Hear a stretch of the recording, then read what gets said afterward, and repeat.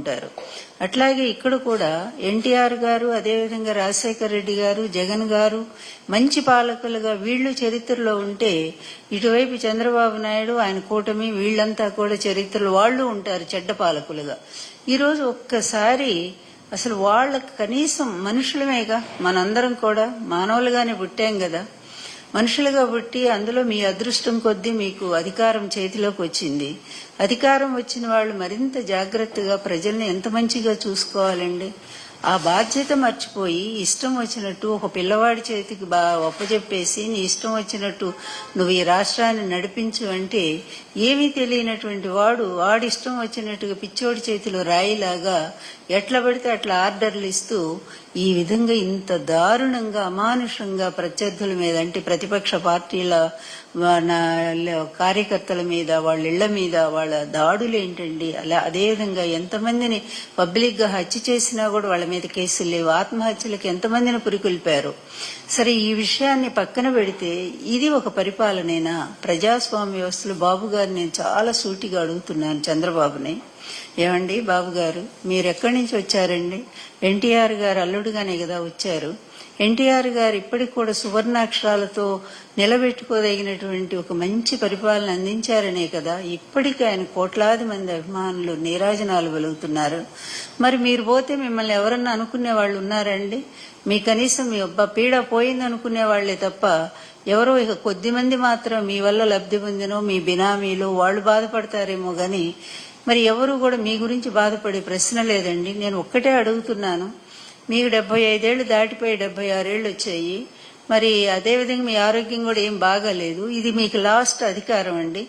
ఈ చివరి అధికారంలో చివరిలో ఉన్నారు, వయసులో కూడా చివరిలో ఉన్నారు, ఒక అస్తమయ దిశలో ఉన్నారు. ఇలాంటప్పుడైనా సరే కొంచెం జ్ఞానం అండి, జ్ఞానం కలిగి నాకు మళ్లీ భగవంతుడు ఒక అవకాశం ఇచ్చాడు పరిపాలించడానికి.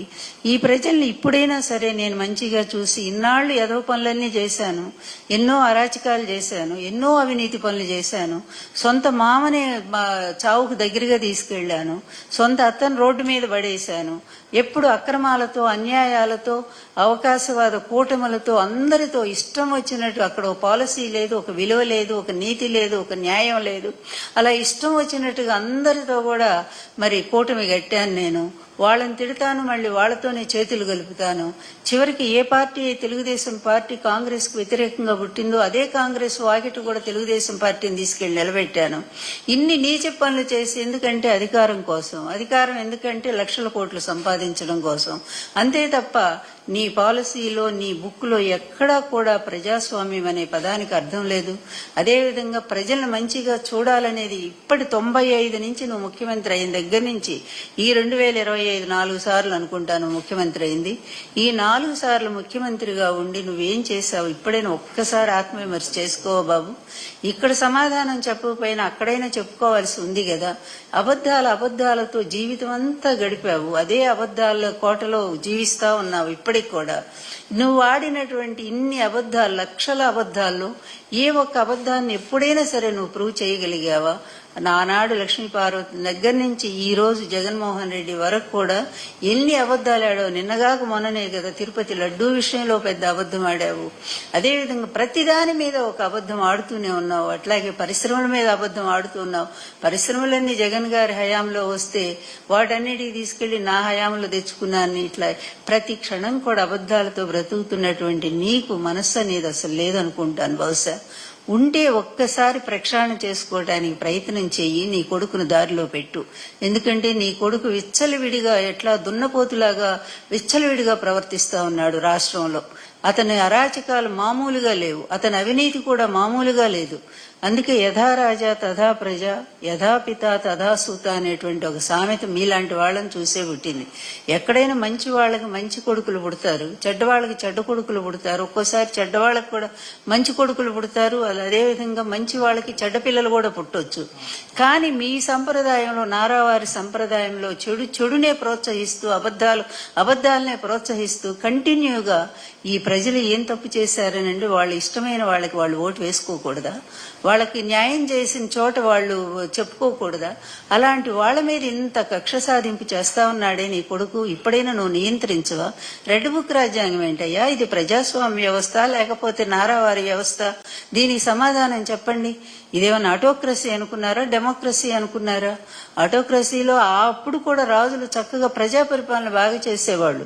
రావణుడు రాక్షసుడు అయినప్పటికీ కూడా, అతనిలో కొన్ని బలహీనతలు ఉన్నప్పటికీ కూడా అతను మరి ప్రజలు మాత్రం ఎంతో బాగా చూశారు. రావణుడు లంకలో ఉండేటువంటి తన ప్రజల్ని ఎప్పుడు నిత్యం కూడా ఆనందంగా ఉండేట్టు చేశాడట. కానీ మీరు వచ్చి ఏం చేస్తున్నారయ్యా? ముఖ్యంగా ఆడవాళ్ళు ఈ దేశంలో ఈ సనాతన సాంప్రదాయంలో ఆడవాళ్ళకి ఎంత గౌరవం ఇచ్చారో అది చదువుకున్న వాళ్ళకి అర్థమవుతుంది. మీరు అది చదువుకున్నారో లేదో తెలియదు. కానీ మీ కూటమిలోనే ఒక సనాతనవాది ఉన్నారు కదా, లక్షల పుస్తకాలు చదివిన వారికైనా తెలిసే ఉంటుంది కదా. ఏమండి, ఎత్ర నార్యస్తు పూజ్యంతే రమంతే తత్రావై దేవాహ అని చెప్పి మనం చదువుకున్నాం కదా. అలాంటి సూక్తులన్నీ ఏమైపోయినాయండి? గృహిణీ గృహముచ్యతే. మీ ప్రభుత్వం వచ్చిన దగ్గర నుంచి ముచ్చుమురు దగ్గర చిన్న బాలిక శవం కూడా ఇప్పటి వరకు కూడా కనపడలేదు. ఇప్పటి వరకు 300 అత్యాచారాలండి ఆడపిల్లల మీద. జగన్మోహన్ రెడ్డి గారి హయాంలో ఇచ్చినటువంటి దిశ చట్టం ఎటుపోయిందండి? ఆ రోజు ఒక్కళ్ళకి జరిగినందుకు, అదేవిధంగా పక్క రాష్ట్రంలో జరిగితే ఎక్కడో మరి నిర్భయ అనుకుంటాను, అక్కడ జరిగితే ఇక్కడ స్పందించి ముఖ్యమంత్రి గారైన జగన్మోహన్ రెడ్డి గారు దిశా చట్టాన్ని తీసుకొచ్చి అది సెంట్రల్ గవర్నమెంట్ కూడా పంపిస్తే వాళ్ళు ఇంకా యాక్సెప్ట్ చేయలేదు అనుకోండి. అయినా సరే దిశ యాప్ ద్వారా కోట్లాది మంది ఆడపిల్లల్ని మరి అది డౌన్లోడ్ చేసుకునేటట్టుగా, తర్వాత దిశ పోలీస్ స్టేషన్లు తీసుకొచ్చి ఎక్కడికక్కడ మహిళలకు రక్షణ కల్పించి, ఎప్పుడైనా సరే మహిళల మీద ఇంత అన్యాయం జగన్మోహన్ రెడ్డి గారి హయాంలో జరిగిందండి? సిగ్గుపడరా అండి? మీ గవర్నమెంట్ లో ఇలాంటివి జరుగుతున్నాయంటే అది ఎవరికండి మచ్చ? మీకే కదా. నిన్న ఒక మహిళ, లక్ష్మి అనేటువంటి మహిళ, తిరుపతిలో నిజంగా ఆ అమ్మాయిని చూసి బాధపడని మహిళ లేదండి ఈ రాష్ట్రంలో. ఆఖరికి మీ పార్టీ వాళ్ళు కూడా, చెప్తున్నాను కదా, జనసేన వాళ్ళు, అదేవిధంగా టీడీపీ వాళ్ళు, అందరూ అన్ని పార్టీల మహిళలు కూడా చాలా బాధపడ్డారు. పాపం ఒకళ్ళ చేతిలో నమ్మి భర్తను కోల్పోయి ఒంటరిగా ఉన్నటువంటి ఆమె ఒకరిని నమ్మి, ఒక మోసగాడిని, ఒక వంచకుడిని నమ్మి వాడి చేతిలో తన జీవితాన్ని, తన ఆస్తిని కూడా పెడితే ఎంత దారుణం అండి అది. ఆమెకు న్యాయం చేయకపోగా తిరిగి ఆమె మీద లేని ఎక్కడో కేసు తీసుకొచ్చి పెట్టి, ఇక్కడ కాదు అప్పటికప్పుడే రాజస్థాన్ నుంచి పోలీసులు వచ్చేస్తారండి. ఇక్కడేమో మరి ఇన్ని అత్యాచారాలు చేసి, ఇన్ని అన్యాయాలు చేసి, ఆడపిల్లకి అన్యాయం చేసిన వాడు రోడ్డు మీద బ్రహ్మాండంగా తిరుగుతా ఉన్నాడు. వాడేమో నిరపరాధా? అతనే తప్పు చేయలేదా? పాప మా అమ్మాయే తప్పు చేసిందా? ఇదే అండి మీ రాజ్యాంగం? ఇదేనా అండి ప్రజాస్వామ్య వ్యవస్థ? ఏం బాబు గారు, మిమ్మల్ని అడుగుతున్నానండి నేను. ఎందుకంటే మిగిలిన వాళ్ళంతా మీ క్రింద వాళ్ళు మీరేం చెప్తే అదే వినేటువంటి వాళ్ళు. మొత్తం ఆ అధికారం మీరు కదండి. ఆంధ్ర రాష్ట్రం అంతా మీ పాలన మీ చేతిలో ఉంది. అట్లాంటిది మీరు ఆర్డర్ ఇస్తే నిమిషాల్లో అక్కడ న్యాయం జరుగుతుందండి. అట్లాంటిది ఎందుకు సైలెంట్ ఉన్నారండి? ఇట్లాంటివి ఏదైనా మనకు సంబంధించిన మన బంధువులు ఎవరికైనా జరిగితే మనం భరించగలమండి? అసలు ఎంత బాధ కలుగుతుంది ఆలోచించండి బాబు గారు. మీ కొడుకేమో ఆ విధంగా ప్రవర్తిస్తాడు, మీరు చూస్తేనేమో ఈ విధంగా వెనకేసుకొస్తారు. ఇంకెట్లాగండి ఈ రాష్ట్రం ఏమైపోతుంది? కంచే చేను వేసినట్టుగా. కాపు ఏం చేస్తాడు? కాపాడవలసినటువంటి రక్షణ వ్యవస్థ ఈ విధంగా భక్షించే విధంగా తయారైపోతే ఆడపిల్లలకి న్యాయం ఎప్పుడు జరుగుతుందండి? ఆడపిల్లలే కాదు, ఈ రాష్ట్రంలో ప్రతి వర్గం కూడా మీ వల్ల ఎంత నష్టపోతున్నారో దయచేసి ఆలోచించండి. మీరు రైతులు, నిన్న మిర్చి రైతులు కూడా రోడ్డు మీదకి వచ్చి ఎంత ఏడుస్తున్నారండి. వాళ్ళకి మద్దతు ధర లేదండి. కనీస ధర కూడా నువ్వు ప్రకటించకుండా వెళ్లకుండా ఊరుకున్నావే. అదేవిధంగా మిగిలినటువంటి అన్ని రంగాల్లో సరే మీరు హామీలు ఇచ్చారు. హామీలు ఇప్పుడు కాదు, 95 నుంచి నిన్ననే చూశానండి నేను. రాజశేఖర రెడ్డి గారు మీరు ఆ రోజు ఇచ్చినటువంటి హామీల లిస్ట్ అంతా అయితే సేమ్ ఇప్పుడు అట్లాగే ఉంది. మీ మేనిఫెస్టో మొన్న ఇచ్చినటువంటిది 2025 మేనిఫెస్టో ఎలా ఉందో 24లో ఇచ్చింది, సేమ్ అదే మేనిఫెస్టో. అప్పుడు కూడా అదే చెప్పారు, 20,000 ఇస్తాము, మహిళలకు ఇంత ఇస్తాము, నిరుద్యోగులకు అంత ఇస్తాము. సేమ్ లిస్టు మీరు కంటిన్యూ చదువుతూనే ఉన్నారు. అమల్లో మాత్రం ఒక్కసారి కూడా రాలేదు. రాజశేఖర రెడ్డి గారు అసెంబ్లీలో నిలదీసి అడిగారు. అదేవిధంగా రోసయ్య గారు కూడా అదే లిస్ట్ అండి. మళ్ళా మీ లిస్టునే రోసయ్య గారు ముఖ్యమంత్రిగా ఉండగా అదే చేశారు. మళ్ళీ కిరణ్ కుమార్ రెడ్డి గారు వచ్చాక మీ లిస్టును చదివారు. ఇవి అదేవిధంగా జగన్మోహన్ రెడ్డి గారు అసెంబ్లీలో చదివారు మీ లిస్టుని. ఇప్పుడు కూడా మళ్ళీ జగన్మోహన్ రెడ్డి గారు మీ లిస్టు మొన్న మీరు ఇచ్చినటువంటి హామీలన్నీ కూడా లిస్టు చదువుతున్నారు. లిస్టులంతా ప్రతిపక్ష పార్టీలు చదువుతున్నాయి, లేకపోతే వచ్చిన తర్వాత పాలనలోకి వచ్చాక చదువుతూ ఉన్నారు. మీరు మాత్రం ఏమీ చేయట్లా. మీరేం చేశారంటే ఈ అధికారాన్ని అడ్డం ఎప్పుడూ కూడా మీకు ప్రజలంటే గౌరవం లేదు, ప్రజలంటే ప్రేమ లేదు. అసలు ఇప్పటికి కూడా మీకు ఆంధ్రప్రదేశ్ భౌగోళిక స్వరూపం ఏంటో కూడా తెలియదు. అడ్మినిస్ట్రేషన్ లో మీరంత పూర్ పర్సన్, నిజం చెప్పాలంటే అసలు ఒక మామూలు పార్టీలో కార్యకర్తను మీరు సీఎం చేసినా కూడా అతను చక్కగా పరిపాలించుకోగలడు మీ పార్టీలో. కానీ మీరు మాత్రం ఇంతవరకు మీ పరిపాలన అనేది ఎక్కడా లేదు. ఆంధ్రప్రదేశ్ ఒక్కసారి బాబు గారు మీకు నిజంగా కూడా మనిషిగా నేనైతే అసలు ఎప్పుడు అనుకోవట్లేదు. ఎందుకంటే మీరు ఆ మనసుని ఎప్పుడో చంపేశారు. ఒక్కసారి చూడండి, కనీసం ప్రజలు వింటారని అని చెప్పి నేను చెప్తా ఉన్నాను, బాధతో చెప్తున్నాను. జగన్మోహన్ రెడ్డి గారి హయాంలో ఆంధ్రప్రదేశ్ అభివృద్ధి లేదని, 14 లక్షల కోట్ల అప్పులని ఇష్టం వచ్చినట్టు మాట్లాడి ఎన్ని అవ్వండాలి. మిమ్మల్ని బ్రతికిస్తుంది ఆ ఎల్లో మీడియానే కదండి. మీ వల్ల వాళ్ళు బతుకుతున్నారు, వాళ్ళ వల్ల మీరు బతుకుతున్నారు. ఈ ఎల్లో మీడియాను విచ్చలవిడిగా ప్రజల్లో పంపించి అమాయకులైన ప్రజలనేమో నమ్మేటట్టు చేసి మోసపోయేటట్టు చేస్తా ఉన్నారు. ఏమండి, ఇది చివరి దశ వచ్చింది ఆ ఎల్లో మీడియాకి. మీకు కూడా చెప్తా ఉన్నాను, ఎందుకంటే ఎన్నాళ్ళు అబద్ధాలు పరిపాలన చేస్తాయండి. ఈ రోజు మీరు చెప్పండి, జగన్ గారి పరిపాలన రాష్ట్రం ఎంత ముందుకు దూసుకుపోయింది.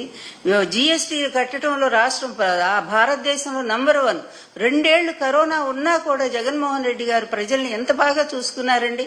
అదే కరోనా మీకు వస్తే మీరు చూస్తారా? మొన్న మీరేమన్నారు, ఇచ్చిన హామీలు ఇది నా వల్ల కాదని చేతులు ఎత్తేశారు. మీరే హామీలు ఇచ్చారు? 14 లక్షల కోట్లు అప్పులు చేసింది జగన్మోహన్ రెడ్డి ప్రభుత్వం అని చెప్పారు. మరి అది అప్పుడు అంత చేశారని చెప్తూనే మరో ప్రక్క అన్ని హామీలు ఇచ్చారు. రాగానే ఇదిగో ఇన్ని అప్పులు ఉన్నాయి కనుక నేను చేయలేదు. ఏమండి, ఒక మనిషి అన్న తర్వాత మనిషి అయి పుట్టాక ఒక్కసారి కాకపోతే ఒక్కసారైనా మాట మీద నిలబడాలి బాబు గారు. మాట మీద నిలబడాలండి. ఎన్టీఆర్కి ఎందుకండి అంత పేరు? మాట కోసం నిలబడ్డ మహామనిషి. వైఎస్ఆర్ గారికి ఎందుకండి అంత పేరు? మాట కోసం నిలబడ్డ మనిషి. జగన్ గారికి ఎందుకండి అంత పేరు? మాట కోసం నిలబడ్డ మనుషులు గనక.